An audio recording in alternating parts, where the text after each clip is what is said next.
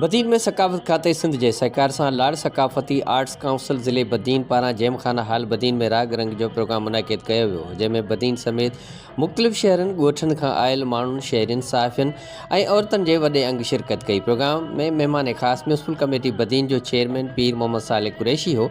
Programme में सकाफ़ती खाते पारां डिप्टी डायरेक्टर सलीम सोलंकी पूर्ण शिरकत कई। प्रोग्राम में बदीन समेत मुख़्तलिफ़ इलाइक़नि खां आयल सुगड़नि, जंहिंमें मेहर अली जमाली, अब्दुल क़यूम राहो, अशरफ चांडियो, मीर बुलेदी ऐं ग़ुलाम रसूल मज़ारी ऐं ॿियनि पारां मुख़्तलिफ़ शाइरनि जी शाइरी ॿुधाई वई ऐं नड़बैत जे सुगड़नि प्यार अली जमाली सावण फ़क़ीर जा नड़बैत पेश करे वाह वाह कराए छॾी। जॾहिं त फ़नकारनि में उस्ताद अलादीन जुनेजो, उस्ताद बादल राही, प्रेम प्यासी, अकबर अली शाह, करीम कच्छी, बाला चौधरी, सलीम राही ऐं ॿियनि केतिरनि ई फ़नकार सुर विखेरे प्रोग्राम में शिरकत कंदड़नि खे झूमाइण ते मजबूर करे छॾियो।